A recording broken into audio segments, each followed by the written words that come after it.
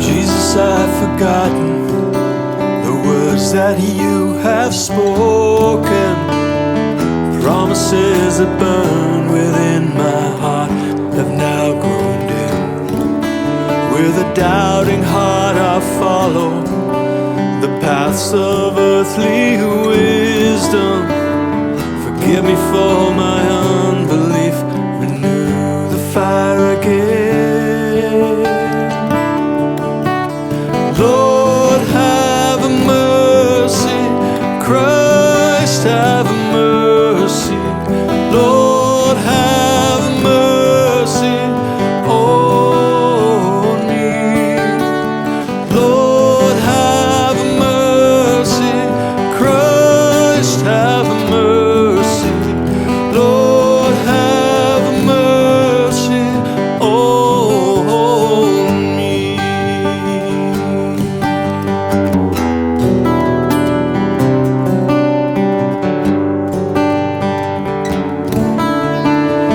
I've built an altar where I've worshipped things of man. I've taken journeys that have drawn me far from you. And now I am returning to your mercies ever flowing. Pardon my transgressions, help me love you again. Lord, have mercy, Christ, have mercy. Lord, have mercy on me. Lord, have mercy, Christ, have mercy. Lord, have mercy on me.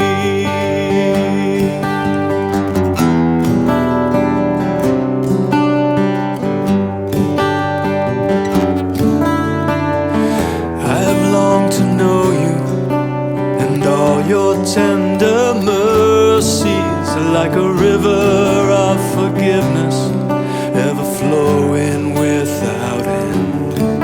So I bow my heart before you in the goodness of your presence, your grace forever shining like a beacon in the night. Lord, have mercy, Christ, have mercy.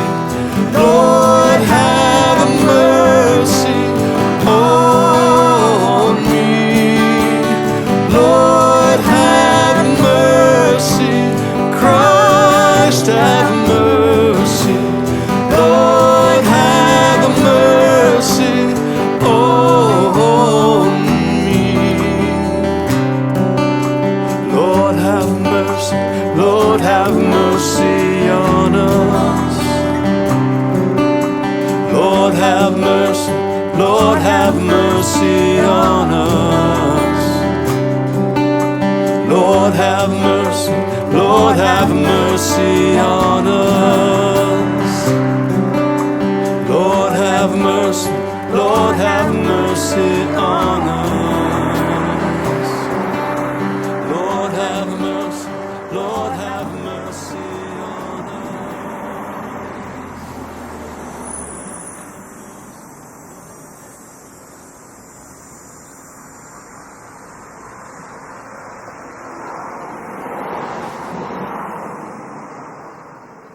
us. Good morning, Dave. Thanks for that.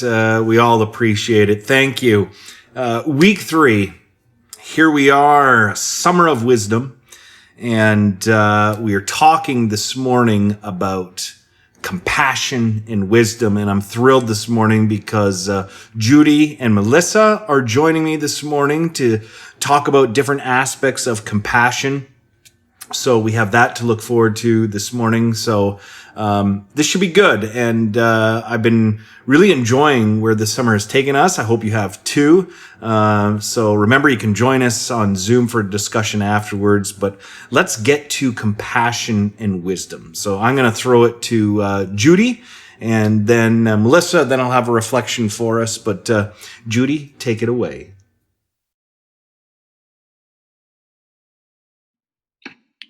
Good morning, Nexus.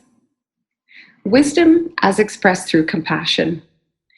I'll begin with a proverb from Dalai Lama. He says, if you want others to be happy, practice compassion. If you want to be happy, practice compassion. Compassion is an interesting word, a word we hear frequently today. I think we're on the right track when we talk about embracing compassion or living with compassion, but I'm not sure that I, or perhaps we, fully understand the extent of what compassion calls us to be. In one of my books, Wisdom and Compassion, Dr. Siegel and Dr. Germer write, compassion is a special form of empathy insofar as it is empathy with suffering, along with the wish to alleviate it. Suffering is a prerequisite for compassion. Apparently, suffering and compassion go hand in hand. To truly understand the suffering of others, I believe we actually have to begin with self-compassion for ourselves. I'm not talking about self-care, but I'm talking about the awareness and the acceptance that you suffer and I suffer. The truth is, all humanity suffers. It is a part of our existence. We may suffer silently because we feel shame or it's painful to face our brokenness, but the truth is, when we close off our deep distress, we cannot reach out to others with openness and understanding. When we're compassionate to our own distress, it actually allows us with humility to recognize suffering in the other. We are then on level playing field together. This gives the other permission to be vulnerable about their distress. To endure suffering on your own is lonely and painful. When we can be open and compassionate, we foster community that is authentic, transparent, and allows for deeper connection, which can go a long way to alleviate suffering. John Philip Newell, poet and philosopher, says the way of compassion invites us to take up our responsibility of the other. He says when we exist in our individualistic world, we live in deep forgetfulness. We can pretend to be well when we ignore the other. The fruit of compassion is well-being. Well-being for you, well-being for me, well-being for all of us. I'd like to finish by sharing a story that Christy Goosen told me. For anyone who doesn't know Christy, she's a part of our Nexus community and works in our 2 local hospitals as an anesthetist. I personally didn't have a compelling story to tell, so I asked Christy, and here's what she wrote to me. She writes, I do have a marvelous example. I was doing ICU during my residency in London, Ontario. I had to go to Guelph to get a very sick woman in her early 50s who was in the ICU there and needed to be transferred to London. She had an extremely bad pneumonia. I met her sisters there and explained what I was going to do and that I would see them in London. For the next 2 days, I took care of her in ICU and met the sisters again and her best friend. They were there a lot, and so was I. Unfortunately, she was so sick that we had nothing left to offer the family, and so the family and the ICU consultant elected to withdraw care. I came around often to make sure the patient was comfortable and that the family had no questions. When she died, I went in to pronounce her dead, a formality that still persists.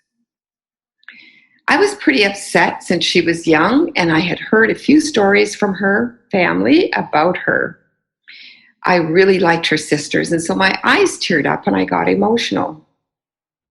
One of her sisters hugged me to console me. I was shocked and humbled that in her sadness, she was reaching out to someone else. I will never forget that. So 2 exchanges of compassion, Christy's care and concern for her patient and the family, and then the consolation extended back to Christy when she became vulnerable and emotional. This one act of compassion and connection has never left Christy, and I would guess her care and concern has not been forgotten by the family either. I'd like to finish with a verse from Proverbs 15, verse 4a. Gentle words are a tree of life.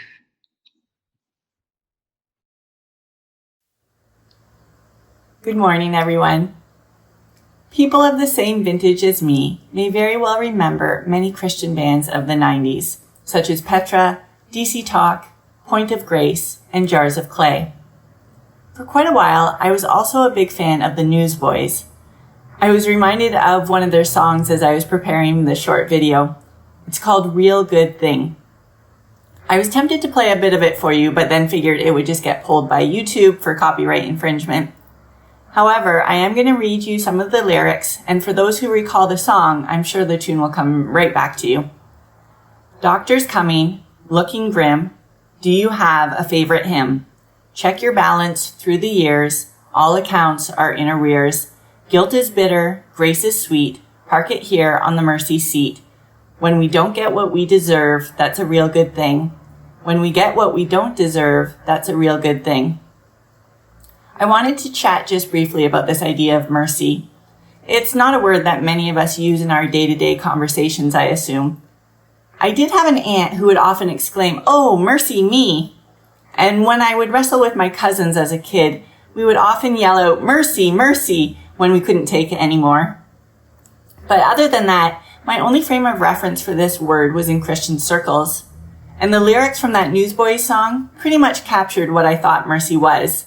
This idea of not getting what you deserve, such as some sort of punishment for a wrongdoing, or conversely, perhaps getting what you don't deserve, such as grace and understanding. There's one Bible verse that always comes to mind for me too when I think of mercy, and perhaps it's the same one that comes to mind for you as well. It's Micah 6:8, and it of course sounds different depending which version of the Bible you're reading from. So let's go old school for a moment and hear it from the King James Bible. And what doth the Lord require of thee, but to do justly, and to love mercy, and to walk humbly with thy God? I just love both the simplicity of this message, as well as the fact that it provided some sort of roadmap or action items to follow up on. For those of you who know me well, you're likely aware that I can't come away from any sort of discussion or message or talk without trying to identify what steps I'm going to take now because of this new learning. These actions usually involve me signing up for some sort of committee, or even, in my weaker moments, running for municipal council. So I think this verse always summed up nicely what I should do with all of that information in the Bible. Be just, merciful, and humble in my walk with God. Got it. However, what exactly is mercy? Only recently did I start to unpack that word a little more. I looked up several other versions of that Micah verse, and love mercy was also translated as love kindness, love grace, constant love, and be compassionate and loyal in your love. That last one is from the Message, and it really stood out to me, this idea of loyalty. A recent YouTube video from Riley McLaren dove deeper into this idea that mercy is less about not getting what you deserve and more about this idea of loyalty.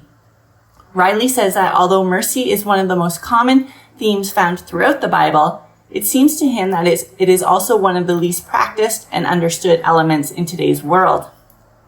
He explores the meaning of mercy, or the original word, which is hesed, throughout the Bible. As I mentioned earlier, hesed, often interpreted as mercy, has actually been translated as many other words as well, with most relating to this idea of loyalty. This idea, according to Riley, is that despite our sins, or brokenness, or harms committed, that God is fiercely committed to each of us. And of course, we are expected to express that same loyalty and commitment to others, to those who are unseen, unheard, and unfelt. Perhaps some of you are like me and feel like you're just now understanding what that can actually mean, to really connect with and be loyal to individuals and communities who have for far too long felt unseen and unheard. For me, this message of mercy as loyalty and commitment to voices too often unheard feels particularly relevant. And as catchy as that Newsboys chorus might be, I think that mercy is not so much about not getting what you deserve and more about being loyal and committed to each other in community. Thanks.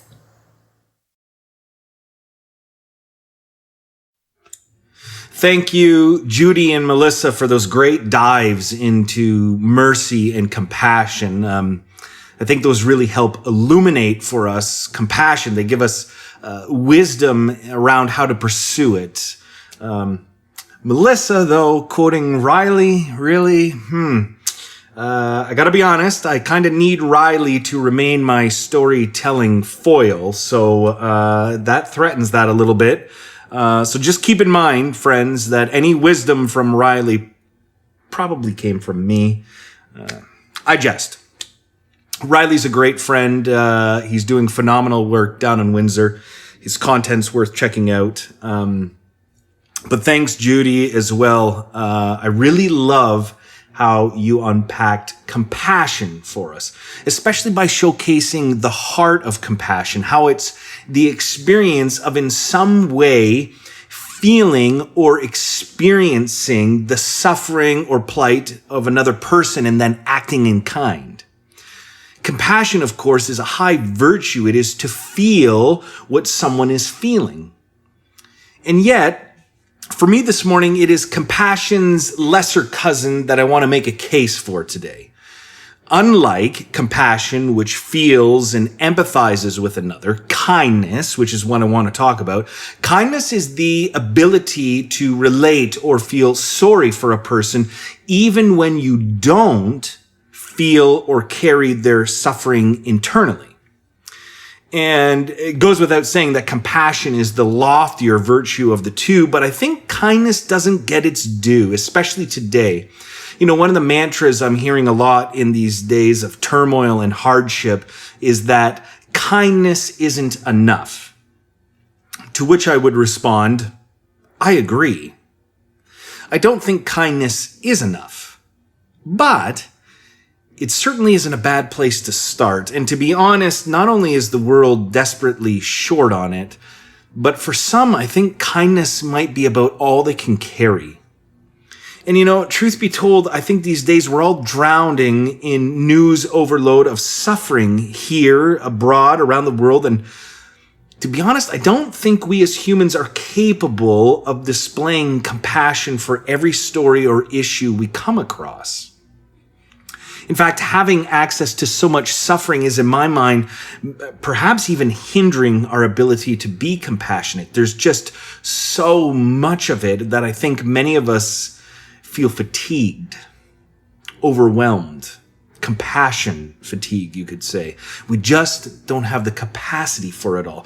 Our hearts are simply not big enough. We simply can't feel everything and still cope. We can't carry the suffering of the world on our shoulders and hope to remain sane. We can't force our bodies or emotions to do what they're not going to do. And so for me, it's impossible to always feel compassionate, but just because we don't feel anything doesn't mean we can't still be kind. William Penn says this, I expect to pass through this life but once. If, therefore, there be any kindness I can show or any good thing I can do to any fellow being, let me do it now and not defer or neglect it, as I shall not pass this way again. And as to the power of kindness, well, I think Albert Schweitzer sums it up well when he insists and says this, constant kindness can accomplish much. As the sun makes ice melt, kindness causes misunderstanding, mistrust, and hostility to evaporate. Compassion is one of the cardinal virtues, but failing that, kindness can still be a way of life. even if our feelings fail us, I mean, consider a proverb from our own wisdom tradition. Proverbs 14:31. Whoever oppresses the poor shows contempt for their maker, but whoever is kind to the needy honors God. And this sort of sums up for me why I like what I like about the idea of kindness as a practice, as a way of life, because it can guide us even if we don't feel particularly compassionate, even if we feel nothing for the poor or marginalized. The way of kindness won't allow us to be party to their oppression. Even if we can't muster up feelings for others, kindness still demands people be treated with dignity and respect. Proverbs 19:17. Whoever is kind to the poor lends to the Lord, and he will reward them for what they have done. Oh, I hadn't come across this proverb, I don't think, but I love this image, lending to God. I love that frame. I love that image. Kindness to those in need is like lending to God. Or consider the power of kindness we see in this proverb, Proverbs 12. Anxiety weighs down the heart, but a kind word cheers it up. I don't have to tell you that there's so much that can bring us down these days, and often all it takes is a kind word, and it can make all the difference. And that's the thing about kindness. We don't have to feel anything or be moved by anything to offer a kind word to others. And so often that small gesture, it can do wonders. Of course, kindness doesn't mean that we need to lie to other people. I think we can offer a genuine word of kindness even if we don't share someone else's anxiety or fatigue or fear or suffering. And so when I think about compassion and kindness, I think as humans and collectively for us as a community, we should hope and try to be a community of compassion. It's something to strive for, to work towards. But at bare minimum, as humans, collectively as a community, I think we must be a people in a community of kindness. It's the bare minimum. I mean, think about this right now in the terms of ways we can show kindness. Consider, at Nexus, we have a number of new parents right now. And here's the thing.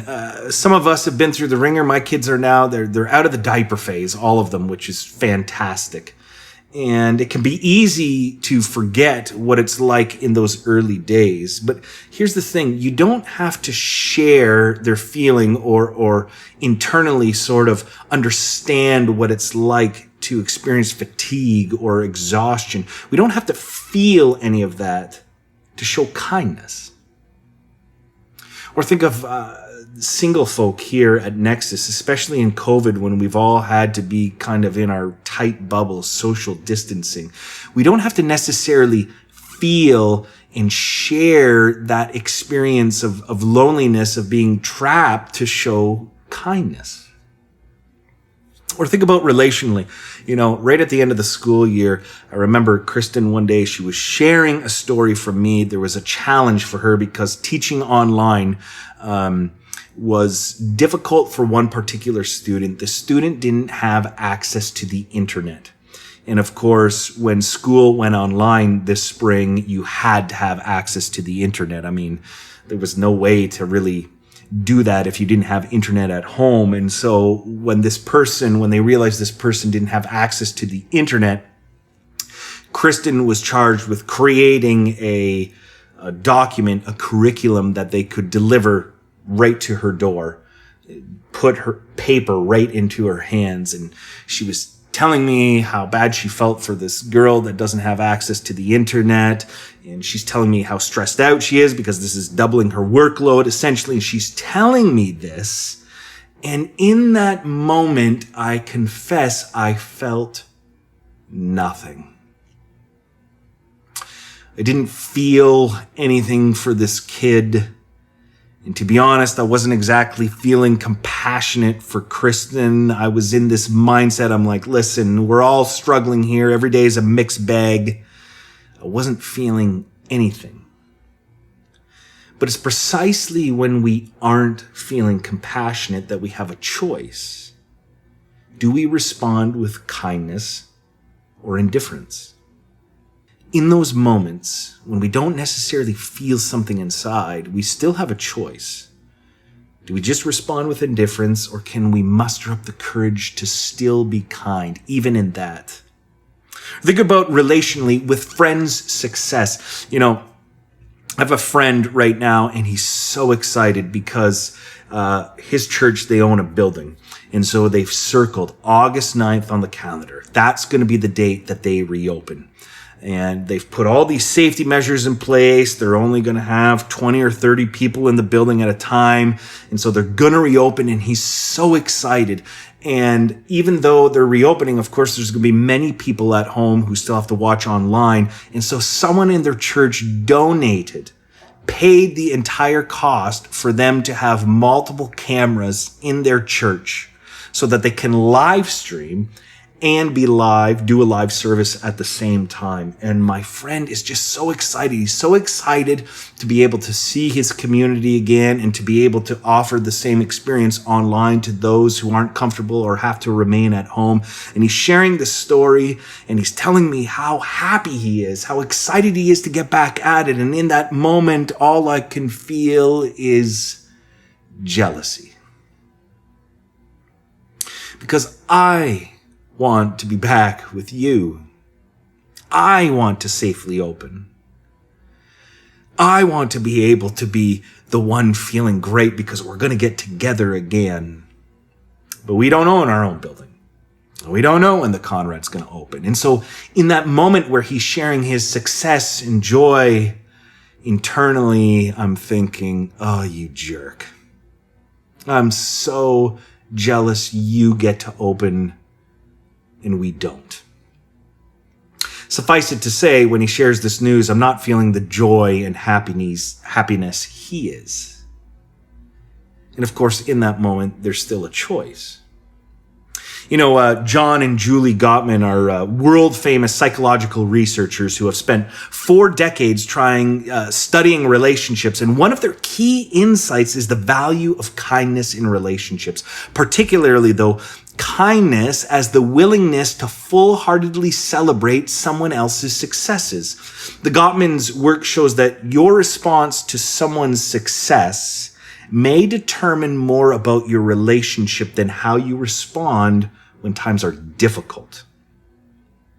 Because the reality is, I think, for a lot of us, when someone succeeds, somebody close to us, we often feel threatened or attacked by their success.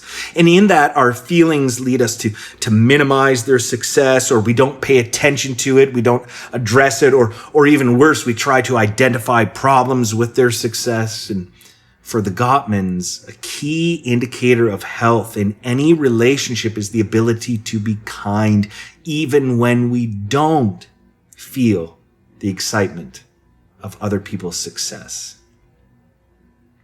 But kindness dictates the willingness to openly be happy for the other person, even if internally we don't feel it. And I know maybe some of you are thinking or asking, well, isn't that being inauthentic? To be honest, my response would be, well, authenticity in my mind is grossly overrated. What do you mean by that? Well, I would never advocate for being fake, of course, but to be honest, I think kindness is a way of life where we refuse to give in to our authentically selfish and petty selves. If what we're authentically feeling inside is harmful or not kind, I think we have a duty to resist that. In 1,000 different ways, I truly believe this world would be so much of a better place if we could at least start with kindness, while we all work on being more compassionate. But in the end, be it wisdom from me or not, I would say this: let us, individually and communally, strive for compassion, seek to develop more compassionate selves. But in the meantime, let's commit to kindness. Thanks for your presence with us this morning, everyone. Don't forget to subscribe and like below if you haven't already. That's a help to us. So if you haven't done that already, please do that below. And if you have the time and are interested, we're going to jump on Zoom for a discussion together around compassion and mercy and kindness. So the link for that is below as well. A special thanks to Judy and Melissa for joining me this morning. With that, go in peace.